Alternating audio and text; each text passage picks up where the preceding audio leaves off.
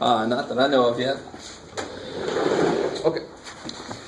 Yeah, I never do pop quizzes, so you'll always hear. If I forget to announce a quiz and I want to give a quiz, I'm not going to give the quiz. It's too bad for me. So I don't like pop quizzes to give them or to receive them. Okay, so if there's no questions, we're going to get right into chapter 4. And the really nice thing about chapter 4 is it starts off as something we already have been discussing, something we already know. We just want to formalize it a bit. If I have a function... Okay. So there's several points of interest on this function, right? And probably whatever this function describes, obviously if it describes profit or energy required to do something, the most interesting points would be the what? The maxes and the mins, right? So obviously if it's profit, you really want to be there. But if you can't go above that, well then you'll be okay with that. Right? You got to follow? So the absolute best place to be would be over there. Right? But if you can't be there, that's okay. That's locally pretty good. So I'm using those words on purpose. The absolute max or min is exactly what it sounds like. It's the largest value and the smallest value that a function takes over an interval. Interval or the domain? Interval. Yeah. So the interval might be the domain. But very often we have a restricted domain to deal with, so that's why I put that in there. Like, if only we can make 1 billion widgets, we can make, no, we can't make that, sorry. Our factory can't do that. Well, shit, that's the hot most, all right, we'll live there. So the absolute max or min is the biggest on some interval, biggest, smallest output on some interval. And then this guy, he's a max in his own right. He's not the absolute max, right? But he certainly is some kind of max. And the word I used there was something called local. And you have really nifty words when you get further in mathematics like neighborhood. I think I might have said that, I can't remember now, when we were talking about getting really, really close, letting h go to 0, some neighborhood around the input. Some neighborhood around this, it's the highest thing. So even if I had a little peak and then a little peak and then these are all really close together, but in a little neighborhood, that's the highest. In a little neighborhood, that's the highest, and so forth. Now, of course, calculus-wise, the local maxes and mins all have what in common? Slope of 0. Yeah. So it kind of makes sense that if I know it's a max or a min, then the slope must be 0 there. You with me? Now, I don't know if you guys have studied much logic, right? But obviously that doesn't necessarily mean that if the slope is 0, then there's a local max or min there. It doesn't turn around, right? This is the logic mistake that everybody always makes. Yeah? For the local max and min, would you have to have domain restrictions on it? Would you have to? Yeah. You wouldn't have to. No. You could have an infinite number of local maxes and mins. In fact, the most simple function that does that would be a sine function, cosine function, right? Infinite number of maxes and mins, local maxes and mins. And they're all actually tied for the absolute max and min at the same time. So if I know it's a local, in fact, we're going to, instead of saying max min all the time, we'll say local extrema. We'll call it extrema. If it's a local extrema, then, if the local extrema at x equals c, then f prime of c must be 0. Does that make sense? I can't really say the same thing about the absolute, because for the absolute max and min, I could have a situation like this. Let me do it a little less. And I just say the domain stops there. So on this domain, what's the absolute max? Whatever that is. Is the derivative 0 there? No. Doesn't look like it even wants to be if I can keep going. It looks like it's just going to keep going up. So absolute is whatever the hell, because it's restricted domain. It could be at the endpoints. And I don't care what the slope is there. It stops there. Who cares? You guys kind of with me? But definitely these guys. if I know I have a local max or min, then the derivative must be 0. Now, who can give me an example of a counterexample for the reverse, showing that it's false? If the derivative is 0 at a point, does that necessarily mean it's a local max or min? It's a very simple example to show that's not necessarily true. Like y equals 2 maybe? See, the flat line. Well, the funny thing there is absolutely nothing, and I got to be careful which word I mean, there's nothing close to that that gets bigger than that. So that is, in a sense, the local max. And there's nothing around it that gets smaller than that. So that is, in a sense, the local min. So it's almost a trivial solution that doesn't really, it's almost trivially always at the max and min. So it doesn't really feed into a good counterexample. But go the other way from x squared. Don't go down to x or go to a straight line. Go the other way. Go to x cubed. So what does it really mean if the derivative is 0? Does it really mean it's turning? No. All the derivatives equal to 0 means is it gets flat right there. Does it have to then go the other way? No. So the most simple function that goes flat and then keeps going is x cubed. So certainly x cubed, its derivative is 3x squared. And what is f prime of 0? 0. So it's 0 at 0. The slope is 0 at 0, but obviously at 0 it doesn't have a max or min. Any kind. Right? Just kind of stops for a second and goes, keeps going. Alright, cool. How are we doing so far? So you got to be really careful. The process we're eventually going to use is it still is a good idea to find these. It's a good place to start is to get a collection of all the numbers, all the inputs that make your slope 0. And then investigate those and see if they are maxes or mins. It's a good place to start. There's another problem, though, with this requirement that it equals 0. That we need something to round it out better. Can anybody see? Give me an example of a situation where it's not differentiable. What would cause something to be not? We've looked at this a few times throughout the semester. There's a cusp. Cusp. Just some kind of sharp turn. So it's either something like that, which is a funky-ass function, or a much simpler function, which is the absolute value function, because its derivatives on both sides don't match. It's sort of like a limit existing. The derivative from this side and the derivative from that side don't match, so it's not differentiable at 0. But certainly, what is true at that point in terms of extrema? That's a local min. In fact, that's the absolute, but at least it's a local min. Has a shot, and it actually gets there, right? It's a contender for absolute, and it gets there. How you guys feel so far? So you see how not only do you have to be careful about the logic of this, you don't want to turn it around. Because not everywhere where the slope is 0 will you get a min or max. But also, it's not good enough at the same time. Because you do get mins and maxes at places where the slope is not 0. The slope is just not defined.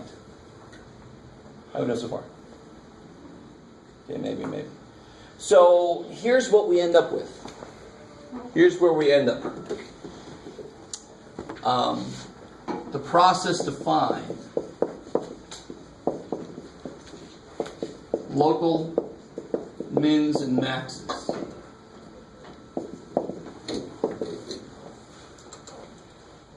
It's always good to have a step-by-step deal. First thing is find where f prime of x equals 0. Or f prime of x is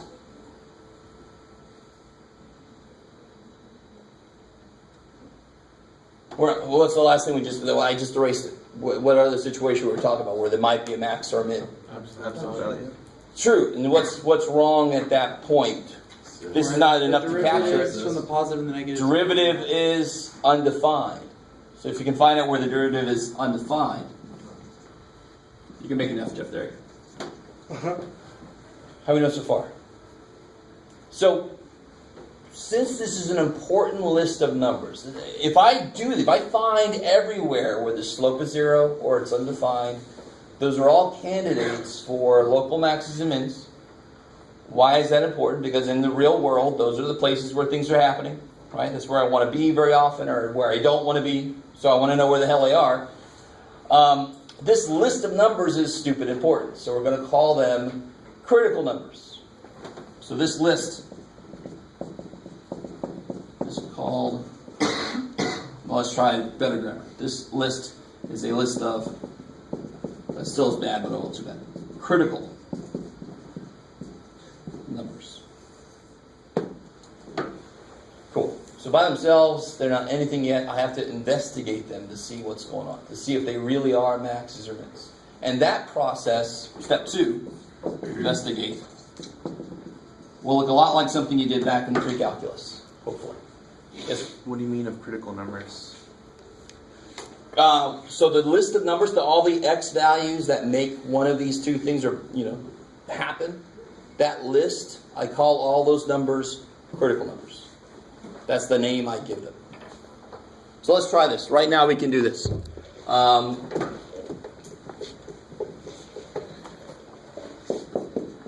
Find all critical numbers together for this.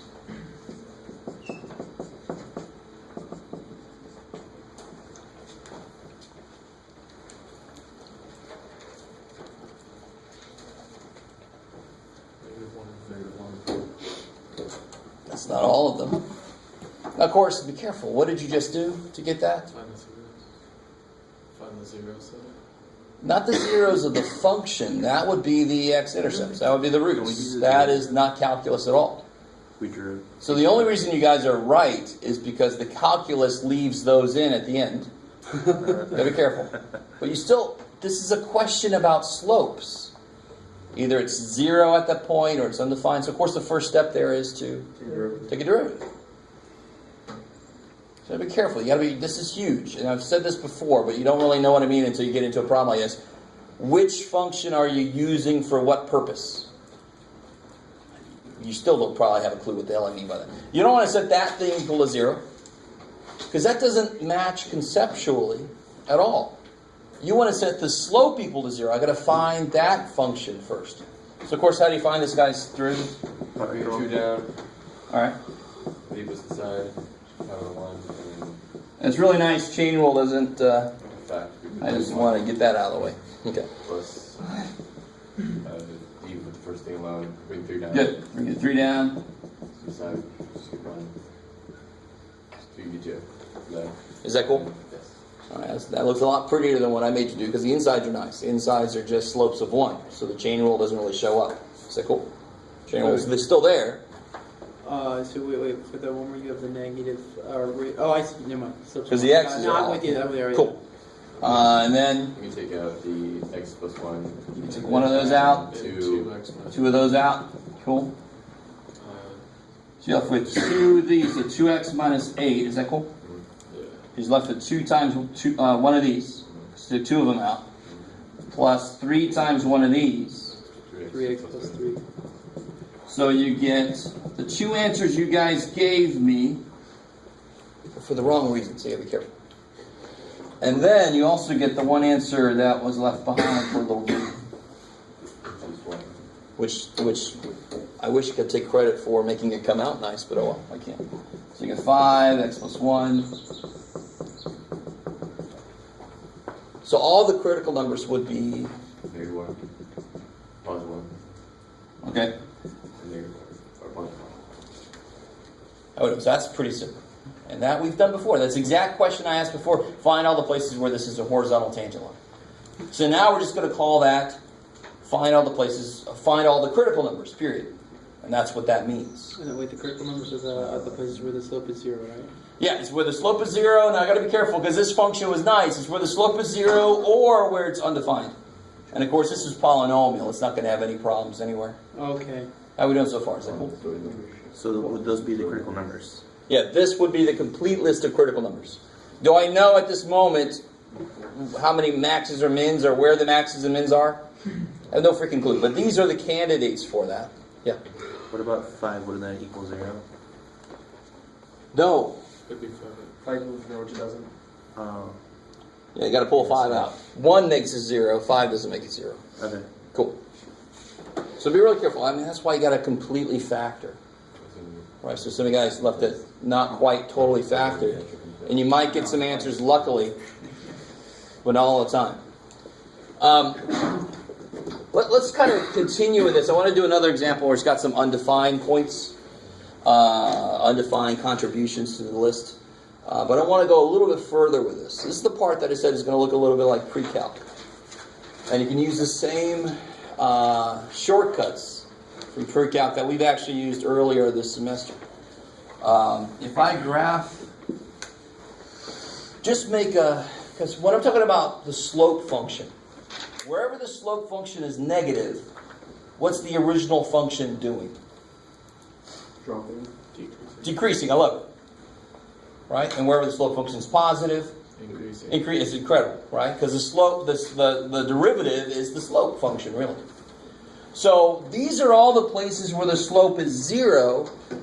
So they are all the places where the slope could go from positive, negative, or negative, positive, or maybe not. Maybe it'll stay the same. That should sound very familiar. Because in pre-calc, you guys talk about the function itself going from negative to positive, or positive to negative. Now we're still talking about this function, but using the derivative to talk more about that. So it's the same kind of process. So where's the derivative of 0? Negative 1, 1, 4, right? Blah, blah, blah, blah, blah. So I put a little z up there for 0. It's crazy. Now, if you guys remember your multiplicity, which I've tried to bring back every now and again, it always makes these kind of things quicker. I shouldn't have to investigate all these different places.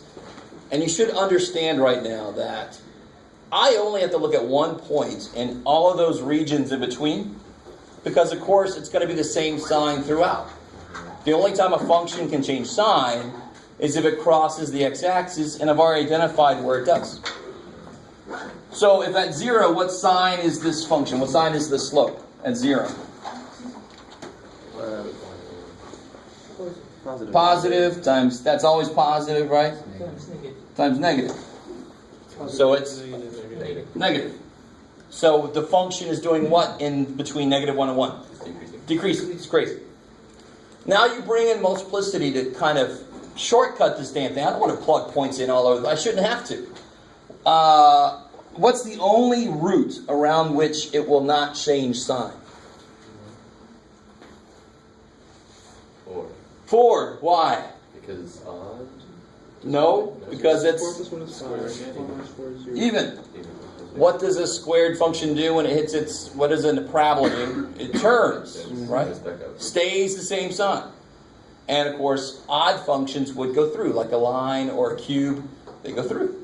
So that's the beautiful, I see I have a lot of people. I brought this up before the semester. I'm hoping to God that some of you guys talked about in the pre-calc. You remember it? I'm sure you had to. It's almost impossible to have missed that. But it's beautiful. Now, so just to check this out. That means that it's going to change sign around everything except 4. So it's negative here. It has to be positive there. It's negative here, so it's got to be. And it's positive there, so it's got to stay. And if we check it, why am I yelling at you? If I put a 2 in, I get positive times positive because it's squared times positive and positive. Okay, cool. And on one level, it should only make sense. This is going to change sign below 1 and above 1. This would normally change sign below 4 and above 4, but because it's squared, it's positive on both sides. That's why it stays the same sign on both sides of 4. Okay, maybe you guys are cool with me. I don't know. Can't tell. Yeah. So odd functions are alternating signs across the zeros? Yeah, odd multiplicity means that root is going to have different signs on both sides.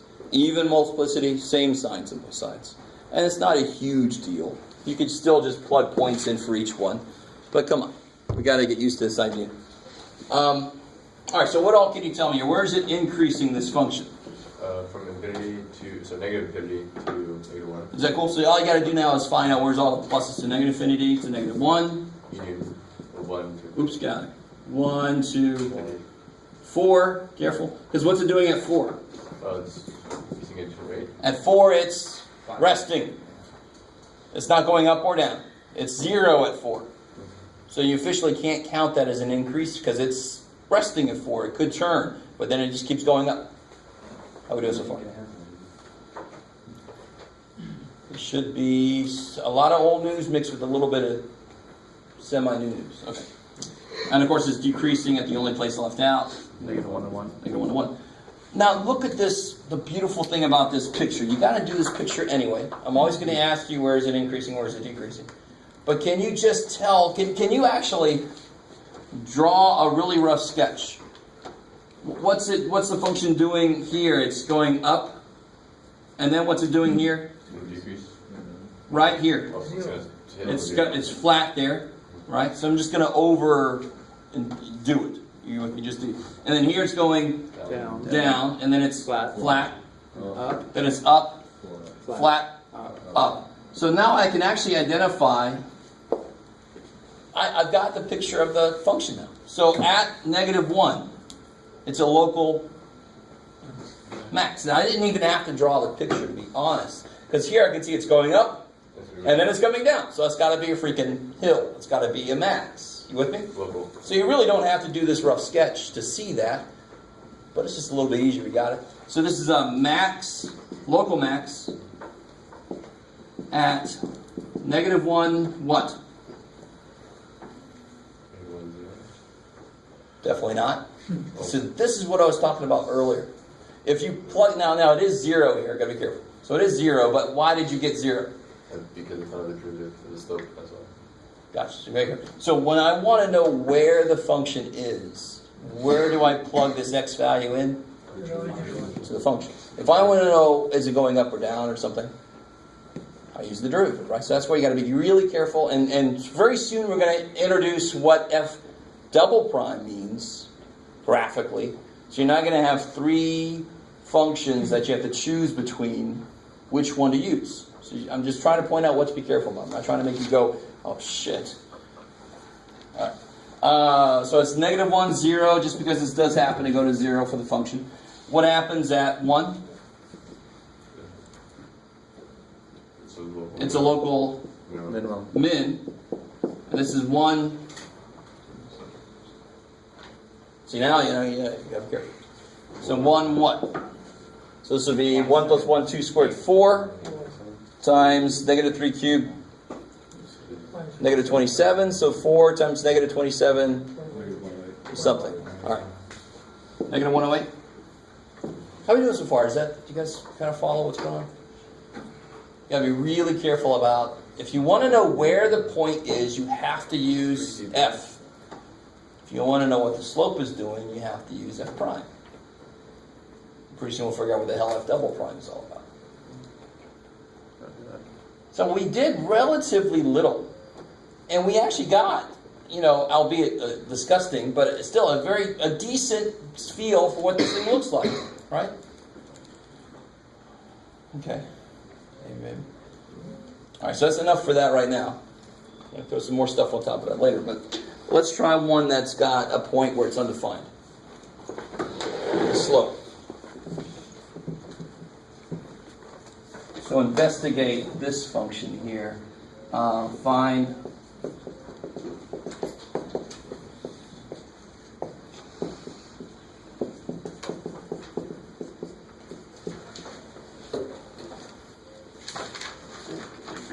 yes, sir. The list that you had, so the process to find local mins and max, all of us just investigate afterwards. Yes, this number 2 is investigate, which is what this is. Yeah.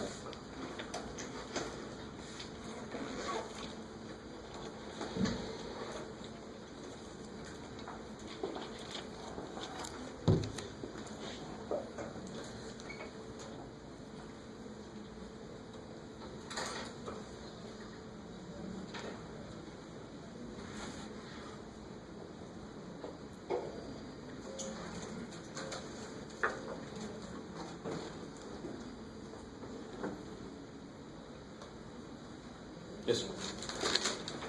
So, if you take the derivative, and I like it. what I do next? 2 things. Right?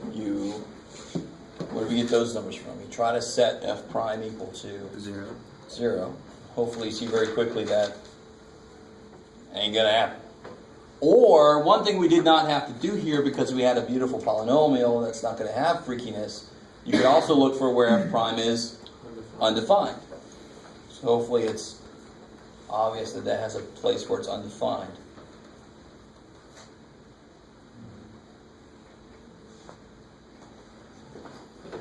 Let me catch up to you guys. What is f prime?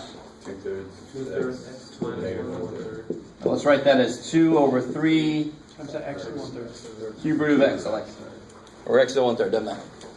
So obviously, that could never equal 0, because the only way a fraction can be 0 is if the top is 0, but the top is freaking 2. So, too bad for me, right? I can't control the top. My control's in the bottom. So I can't make it 0, but I can make it undefined. So f prime is undefined 27. at x equal 0. Gotta be careful. I want the bottom to equal 0, so that's 3 times that. So of course, if I let x equal to 0, it's going to be 0. Cool. So something freaky is happening at 0. At 0, it's going to be some kind of a sharp turn. Would it be an asymptote? It would be a sharp turn. Look at the original function. The original function doesn't have a problem there at all, right? The original function at 0, what's the value? 0. So this is going to be, this function is continuous. I want you to realize how, so what kind of function that we talked about where the slope is undefined, but the original function itself is continuous, it doesn't go to infinity. Yeah, it's going to be a cusp. I love it. Okay. So, we can actually get let's see what happens here. We can get a feel for what's going on the next step. So now we know it's undefined at 0. What will be the next step to kind of start investigating this? So that's my, what is this? That's your critical number. That's my critical number. Right, very short list. Cool. So finding critical numbers is actually old news.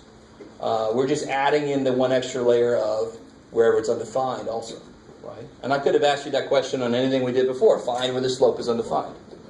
And that would be like straight up and down slope. For one situation. So now the next step is to do what? Identify. Investigate. That would be to see where it is at the point. But I want to go a little further. I want to see what the slope is doing around this point. So I got the number line. So I got 0. Put a little u up there so I know it's undefined there. The slope. And now I just start plugging values in. It is a cube root, so it's cool with negative inputs. Right?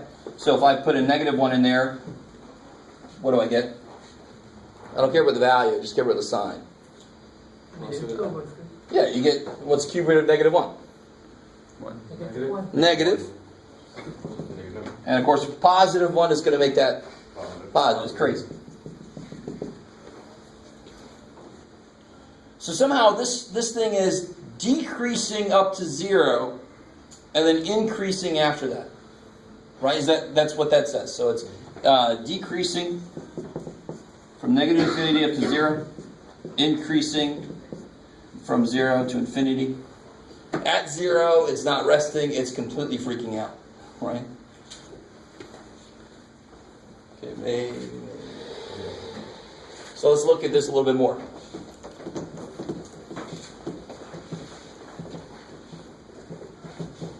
When we apply when we said -1 and we applied it to the derivative function, if we apply it to the original function, would it be the same answer, or actually the sign would be different? The original function, it's because it's x to the 2/3, it's basically squared, so it's positive for all inputs, right? So the output for the derivative of a function does not have to have any relationship to the output for the original function at the point. Is that? I mean, the slope tells me how I'm moving. The original function tells me where I am. Right? Together, they give me an idea of what this thing looks like, but separately, they have nothing to do with each other, really. Okay, maybe. Not necessarily. I mean, sometimes they do, but not all the time. Sounds pluralistic. Certainly. But, we run into that every now and again. So at 0 we have the absolute minimum. I like it. So this is decreasing, this is increasing, so this is going to be, as well as much as we know, local min. Concave out. Say again. Concave out. We're not there yet. Don't bring that word up yet. So I know the original function is always positive. And I know that the slope is decreasing and then increasing. I know it's undefined here, but I know that it's not asymptotic. It's not undefined because it goes to infinity or something. So the shape of this pretty much has to be something we've seen before. So at 0, this function is 0. And it's got to be, from here, it's got to increase, right? And the word you just brought up will help us fill in the rest of this. Because now it'd be, how does it increase? And I think this is what I was trying to draw last time. I couldn't figure out. It could increase like this. Right? At this level, you're all like, who cares how it increases? Well, that's huge. It's very important how it increases. So it could increase like that. Or it could increase, something like that, which is more linear. Which it probably doesn't do, because it's not freaking linear. Or it could increase like that. Right? Which looks more like a root, right? So this looks like a power. Let me draw it a little better. It looks like it's trying to be an onion. That looks more like a power. Parabola. It looks strange like an onion. This is a straight line, and then this would be a root. Now it's bigger. You guys kind of with me? A little bit? This is a root. So what this ends up looking like, I don't know if any of you, if I'd had a freaking graphing calculator when I was taking calculus, I'd be graphing every damn thing the teacher was putting on the board the minute he put it on the freaking board. Good. It only makes sense. I was wondering if anybody was doing what would make sense. So this thing is going to look like that. If you wondered how to make a function that did that, because the book has pictures of them. I don't know if it ever showed an actual function that would do that. There's a beautiful example of one that does that. So is that supposed to be the graph of the function in prime? If this would be, no, this is the function itself. So this tells me the shape of it because it tells me how it's moving. But it doesn't tell me enough about the shape. The next thing I want to talk about would be how do I determine which way it's going. I know it's not going to be this. It's not straight line. But I don't know if it's going to be like a parabola or like a root. And of course I quite do because I can see it's a freaking root. But calculus has to have some way of determining what shape it's going to have. Because that's really what calculus is. One of the things that calculus does for us is help us investigate the shape of something. Pre-calc, you don't know the shape. You just know where the hell the thing is. You should start connecting dots. Not anything against pre-calc. All right. But before I get too far, I don't want to skip a very important theorem.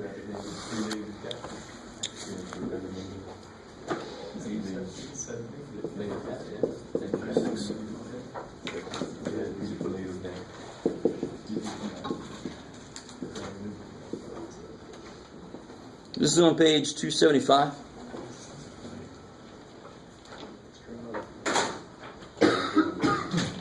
What this says is if you have a function, now you're going to notice a lot of these theorems are going to have either at least that the function must be continuous or the function must be continuous and differentiable. So in this case, if f is continuous on some closed interval,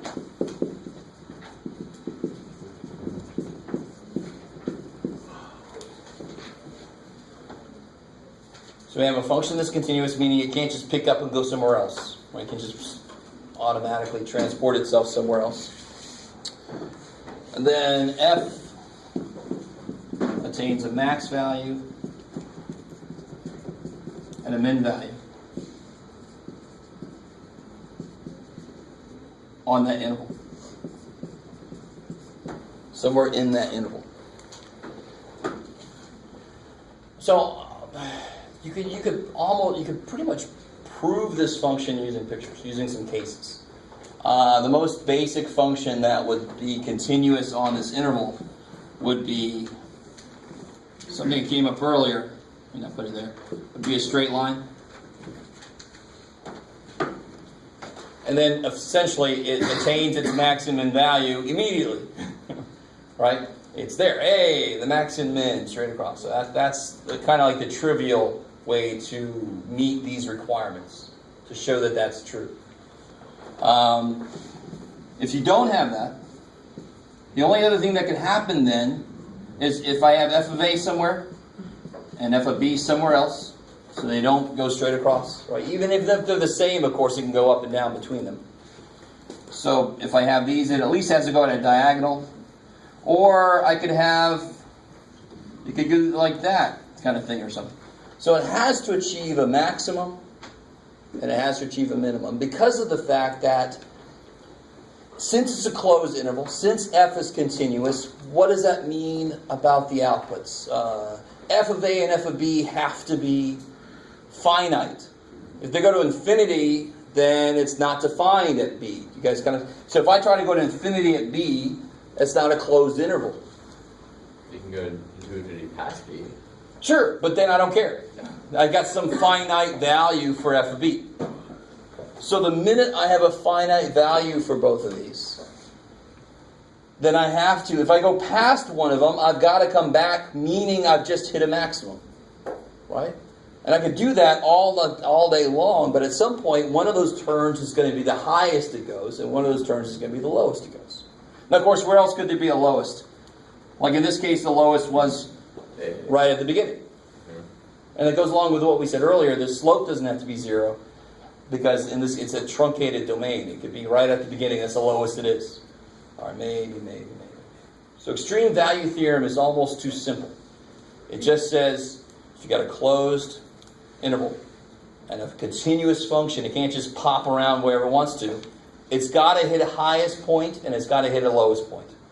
The highest and lowest might be trivially the same, but if it's not that, then it's got to hit a highest and lowest. If it goes too far up, it's got to come back down. Yes, sir? So I have a question for you about the whole thing. So if you have something that's oscillating to an extremely rapid rate, like in the beginning of the class, you had something that kind of made a black line in the graph. Yes. How would you be able to do that? Because if it goes between these 2 points, aren't they all completely considered maximum minimum? But then the value at b would not exist. So it would not be a closed interval. The function wouldn't have a value at b. Even if you, And that was the whole point there, was the limit as the function goes to b does not exist. It's oscillating constantly. Does anybody remember that example he's talking about? Yeah. I think it's where I had God come in and say, your infinity's nifty, let me put it here. Right? So then it's like oscillating forever. Yeah. Isn't that dependent on the scale, though? How do you mean? Like, if it was zoomed in more, if you took a closer look at it, then things would be, it'd be harder to calculate and stuff, right? But they would still be there, it's just that they're hard to see, like, visually. so you're saying don't make it expand out the picture of it. It's like the zoom box Like thing, you know? scale, like you have your. Well, yeah, but the funny thing about that situation, the funny thing about the situation where, and it was this, it said basically I've got this thing oscillating, and it just oscillates It's like a infinite amount at that point, right? And it is exactly like taking the sine function and you're just smushing it to 5. Okay, sine, infinity's nice, let's make you go to 5 now. And do all your oscillations and get them all done before you get to 5. And of course, it's got an infinite number of oscillations to do. That's exactly what is happening there. Right? So, because you can't define it. I don't care how much you zoom in here, it's going to look like that. That's the neat part about it. I don't care how much you zoom in. Because it's undefined, you can't find it. Because it's not on the Yeah, the reason it's undefined has to do with this idea of infinity, infinite number of things happening at a finite length.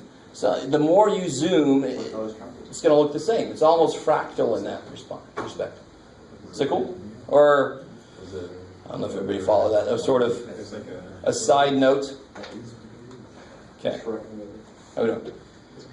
All right, so the discussion so far might be making you feel a little hesitant about this work, but the work itself is very nuts and bolts. It is. If you know your derivatives, and most of you do, some of you still got to work on it.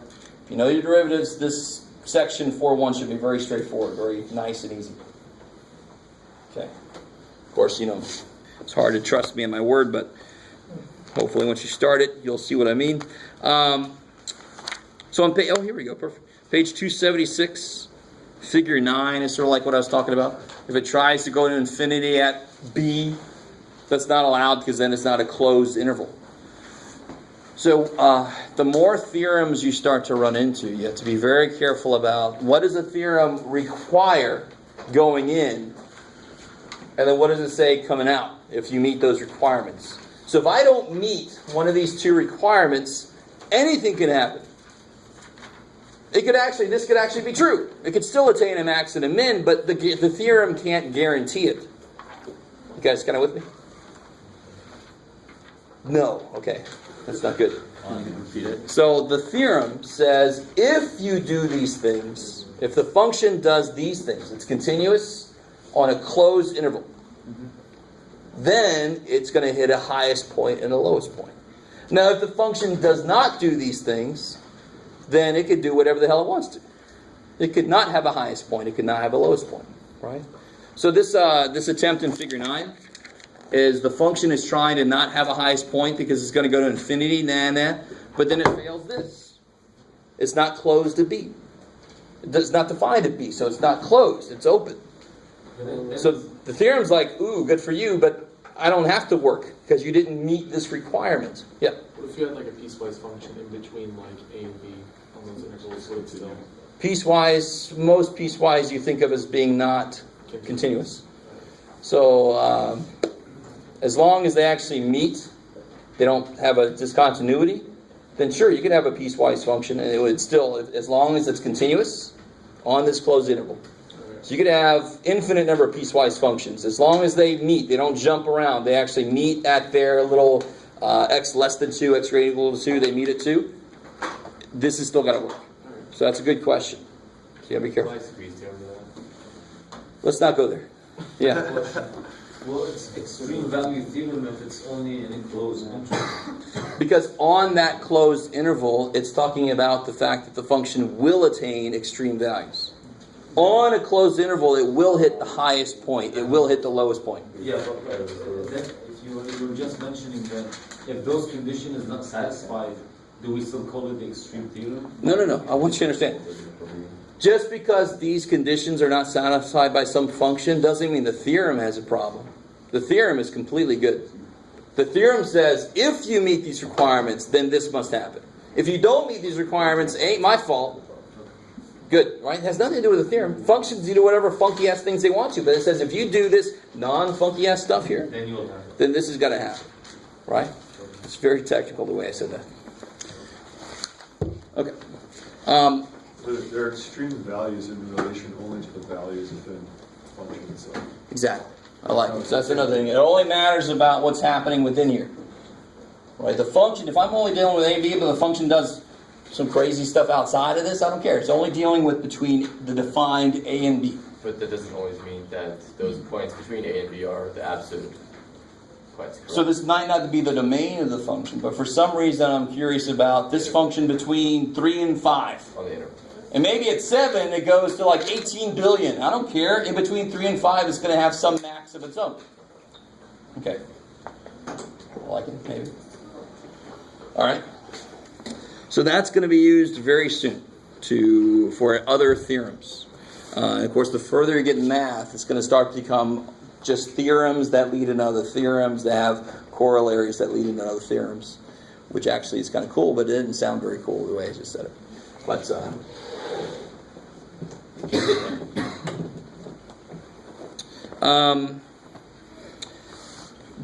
if you look on page 276, we have, you guys might know this name possibly, Fermat. For what? Yeah, Fermat's last theorem. Oh, yeah. This is just Fermat's theorem. It's not his last theorem. It's not like his Beethoven's Ninth or something. This is something else he did. This one says what we said earlier. If F has a local max or min at x equals c, then what's got to be true about f prime of c? It's either 0 or undefined, yeah. Oh, and well, Fermat's theorem doesn't allow for this because it says, let me put something else in there. If f has a local max or min x equals c, and f of c is defined, then f prime of c actually has to be 0.